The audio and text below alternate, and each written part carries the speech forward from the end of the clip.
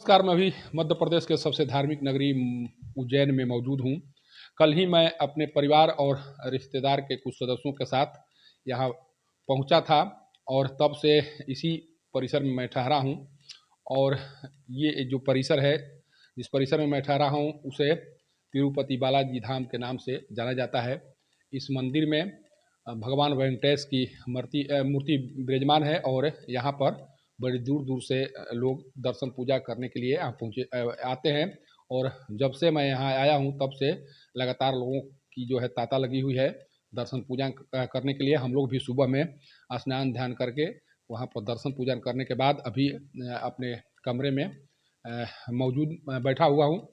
और कोशिश मेरी थी कि कुछ यहाँ के बारे में जो अभी तक मेरे द्वारा जो भी देखा गया और जो भी सुना गया उसके बारे में आप सबों तक वीडियो के माध्यम से बताने का काम करूं। इस परिसर का निर्माण रोहतास जिला में एक छोटा सा गांव है माहिचा, वहीं पर जो जिनके द्वारा इस मंदिर परिसर का निर्माण कराया गया है उनका जन्म वहीं पर हुआ था। लेकिन आज से करीब 38-40 साल पहले वो सांसारिक जीवन से विरक्त होकर घर से निकल पड़े और बहुत दिनों तक विभिन्न तपोस्थली पर तपस्या करने के बाद उज्जैन नगरी में लौटे और उनके द्वारा इस विशाल प्रांगण का, ये विशाल जो भव्य मंदिर है उसका निर्माण कराया गया है। बताया जा रहा है करीब 2 से ढाई एकड़ जमीन पे ये बना हुआ है, मंदिर बना हुआ है और काफ़ी खूबसूरत है। आप जिधर भी नज़र दौड़ाएंगे तो कहीं न कहीं किसी कोने में किसी भगवान या किसी जो जिनको वो मानते हैं, जिनमें आस्था रखते हैं, उनके द्वारा उन मूर्तियों को स्थापित किया गया है। उज्जैन में उन्हें धार्मिक क्षेत्र में उन्हें जो नाम दिया गया है, धर्म के क्षेत्र में जो नाम अलग अलग जो पीठाधीश्वर हैं उनका नाम पड़ता है, उसी तरह से इनका नाम यहाँ उज्जैन में जगत गुरु श्रीकांताचार्य के नाम से विख्यात है और इसी नाम से ये जाने जाते हैं। और सबसे बड़ी बात यह है कि जिस संप्रदाय से ये बिलोंग करते हैं उसी संप्रदाय से जो लक्ष्मी परम जी स्वामी जी महाराज हैं उसी संप्रदाय से आते हैं और उनके द्वारा इन्हें गुरु भाई की दर्जा दी गई है। और कई बार इस परिसर में जी स्वामी जी महाराज का आगमन भी हो चुका है। ये जी स्वामी जी महाराज के द्वारा इन्हें काफ़ी सम्मान दिया जाता है, जिनके द्वारा इस मंदिर परिसर की स्थापना की गई है। आप देखेंगे तो इस तरह के स्थान एक और मंदिर है जो उज्जैन शहर में वो स्थित है और महाकाल मंदिर से मात्र कुछ ही दूरी पर वो स्थित है।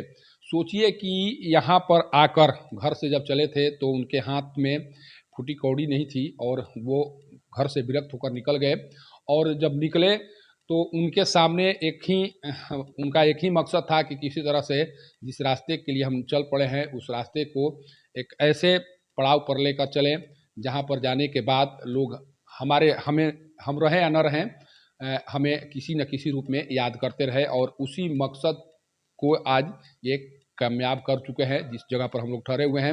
ये भव्य प्रांगण है और भव्य मंदिर है। यहाँ पर बहुत दूर दूर से, रोहतास से भी बड़ी संख्या में लोग यहाँ आते हैं, यहाँ ठहरते हैं। यहाँ ठहरने की भी व्यवस्था बहुत अच्छी व्यवस्था है और इस व्यवस्था में आकर लोग यहीं पर ठहरते हैं बहुत दिनों तक। इसके बाद अलग अलग, चूँकि उज्जैन नगरी के आसपास भी कई ऐसे धार्मिक स्थल हैं जहाँ पर लोग दर्शन पूजन करने के लिए जाते हैं और हम लोग भी जाएंगे वहाँ दर्शन पूजन करने के लिए। लेकिन जिस छोटे से गांव में से आकर जगत गुरु श्रीकांताचार्य जी महाराज एक छोटे से गांव में जन्म लिए थे और वहाँ से आकर जिस तरह से उज्जैन नगरी में कई वर्षों से अपना ध्वज पताका, धर्म का ध्वज पताका लहरा रहे हैं, एक बहुत बड़ी बात है। और इनके द्वारा जो कुछ किया गया है आज तक जो भी कुछ हुआ है वो काफ़ी प्रशंसनीय है, काफ़ी दिखने योग्य है। रोहतास से जो भी लोग आते हैं एक बार दीदार करके जाते हैं तो उन्हें लगता है कि नहीं, एक छोटे से गांव में जिनका जन्म हुआ और उनके द्वारा जिस तरह से यहाँ कीर्ति स्थापित की गई है। सोचिए कि घर से एक फूटी कौड़ी वो लेकर नहीं निकले और एक बहुत बड़ा विरासत यहाँ खड़ा कर दिए हैं। धर्म का एक बहुत बड़ा केंद्र उनके द्वारा स्थापित किया गया है। तो सोचिए कि उनका कार्यकाल कैसा रहा। बहुत दिनों तक जंगलों में जाकर, चूँकि जब घर से निकले थे तो जंगलों में जाकर उनके द्वारा तपस्या की गई, बहुत दिनों तक तपस्या की जाती रही। इसके बाद उनके द्वारा इस जगह को चयन किया गया कि हम यहीं पर अपना जो धार्मिक क्रियाकलाप है वो यहीं पर होगा। और उज्जैन नगरी चूँकि यहाँ प्रत्येक 12 साल पर सिंहस्थ कुंभ मेले का आयोजन होता है और इस नाते ये नगरी काफ़ी धार्मिक रूप से काफ़ी महत्वपूर्ण मानी जाती है और बहुत से लोगों की ये अभिलाषा होती है कि हम इस नगरी में आकर कुछ दिन विश्राम करें। महाकालेश्वर की नगरी है। हम लोग भी यहाँ से निकलेंगे तो जाएंगे महाकालेश्वर, भगवान महाकालेश्वर की दर्शन करेंगे। इसके बाद जो भी यहाँ पर मंदिर हैं उनका भी दीदार होगा और इसके बाद ओमकारेश्वर जाने की तैयारी है। कोशिश है कि जो भी आस पड़ोस में जो भी यहाँ पर महत्वपूर्ण स्थान है, धार्मिक रूप से काफ़ी जो महत्वपूर्ण स्थान है उसका दीदार किया जाए। हम लोग पूरे परिवार के साथ, कुछ रिश्तेदार हैं, कुछ परिवार है, करीब 20 की संख्या में हम लोग यहाँ पहुँचे हुए हैं। 4 दिन का प्रवास है और 4 दिन तक हम लोग इसी मंदिर परिसर में ठहरेंगे, लेकिन अलग अलग स्थानों का दीदार करेंगे जिस मकसद से हम लोग पूरा पहुँचे हुए हैं। चूँकि बगल में इंदौर है, वहाँ पर भी जाने का कार्यक्रम है और जो भी यहाँ पर महत्वपूर्ण है उसको उसका दीदार करना है। बहुत दिनों से आने जाने का सिलसिला तो यहाँ लगा ही है, लेकिन इस बार हम लोग कुछ परिवार और परिवार के सारे जो जितने भी परिवार के हमारे सदस्य हैं वो सारे आए हुए हैं, कुछ रिश्तेदार आए हुए हैं और सब लोग इसी कैंपस में किसी न किसी कमरे में ठहरे हुए हैं। सबसे बड़ी बात यह है कि यहाँ पर जब आएंगे, आप रोहतास से हैं, यहाँ आएंगे तो आपको रहने की काफ़ी सहूलियत दी जाती है और यहाँ पर जो माहौल है, देखिए ये रूम बनाया गया है और इस रूम का जो नज़ारा है आप देख सकते हैं किस तरह से यहाँ पर सभी तरह की सुविधाएं उपलब्ध हैं और आज यहाँ ठहर कर आप आस पास के जितने भी मंदिर हैं या जितने भी धार्मिक स्थल हैं या जो भी पर्यटक के तौर पर जो भी स्थल है उसका दीदार कर सकते हैं। और सबसे बड़ी बात, जो मंदिर परिसर है, यहाँ आएंगे तो आपको लगेगा चूँकि वेंकटेश भगवान की मूर्ति यहाँ स्थापित है और उस संप्रदाय के मानने वाले बड़ी संख्या में लोग, जो चूँकि दक्षिण भारत में इनका बहुत बड़ा महत्व है और दक्षिण भारत के जितने लोग हैं यहाँ पर बड़ी संख्या में आते हैं। लगातार यहाँ सुबह से तांता लगा हुआ है और ये बता रहा है कि इस मंदिर के प्रति कितना आस्था है। मैं आप लोगों से भी आग्रह करूंगा कि एक बार आएँ और इस मंदिर का दीदार करें, कारण कि यह मंदिर काफ़ी महत्वपूर्ण है और काफ़ी आस्था का केंद्र लगातार ये बनते जा रहा है। हालांकि अभी इस मंदिर का निर्माण कार्य लगभग 10 साल पहले पूरा हुआ था और 10 साल से ये मंदिर लगातार लोगों के आस्था का केंद्र बना हुआ है। और ये एकदम क्षिप्रा नदी, जो जिस नदी के नाम से ये शहर मशहूर है, उसी क्षिप्रा नदी के तट से मात्र 500 मीटर की दूरी पर ये अवस्थित है। ये मंदिर अवस्थित है और आराम से यहाँ ठहरने का एक फ़ायदा है कि आप यहीं से निकलें और 500 मीटर की दूरी पर जाकर वहाँ क्षिप्रा नदी में स्नान करें और मात्र 1.5 किलोमीटर की दूरी पर यहाँ से महाकालेश्वर का जो मंदिर है वो यहाँ से मात्र 1.5 किलोमीटर की दूरी पर अवस्थित है। तो यहाँ पर अभी हम लोग सुबह पहुँचे हैं। जब हम लोग सुबह आए तो यहाँ पर बहुत से सासाराम के लोग आए हुए थे, वो भी बहुत दिनों से यहाँ ठहरे हुए थे।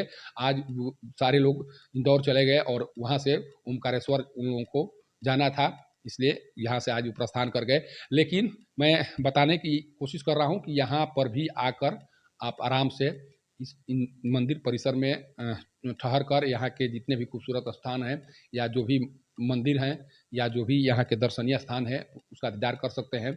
और इसके लिए ये काफ़ी अच्छी जगह है और इस जगह का आप फ़ायदा उठा सकते हैं। चूँकि रोहतास के ही रहने वाले एक संत के द्वारा इस मंदिर की स्थापना की गई है और लगातार उनके द्वारा, हालांकि अब वो काफ़ी बूढ़े हो चुके हैं, वो चल फिर नहीं सकते हैं, अभी बेड पर गिरे हुए हैं। वहीं से सब कुछ उनका अभी चल रहा है, सब कुछ वो देखते रहते हैं कि किस तरह से कार्य हो रहा है, किस तरह से पूजा हो रहा है। यहाँ पर पुजारी हैं, सब कुछ किया जा रहा है उनके द्वारा। लेकिन अभी भी जिस तरह से उनका उनकी एक महत्ता है, जो कुंडली वाचन के रूप में वो महारत हासिल किए हुए हैं।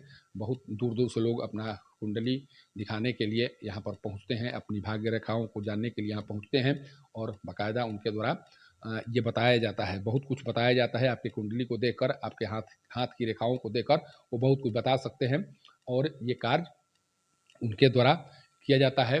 मेरी कोशिश है कि मैं जहाँ भी जाऊँ, अभी तक उज्जैन में कल से जब मैं आया हूँ तो जो यहाँ का जो माहौल था, यहाँ के जो मंदिर थे उसका दीदार हुआ। शाम तक हम विभिन्न मंदिरों में दर्शन पूजा करने के लिए जाएंगे। वहाँ से भी कोशिश मेरी रहेगी कि आपको वहाँ की तस्वीर और वहाँ के हालात, वहाँ के जो नज़ारे हैं उसको भी दिखा सकूँ।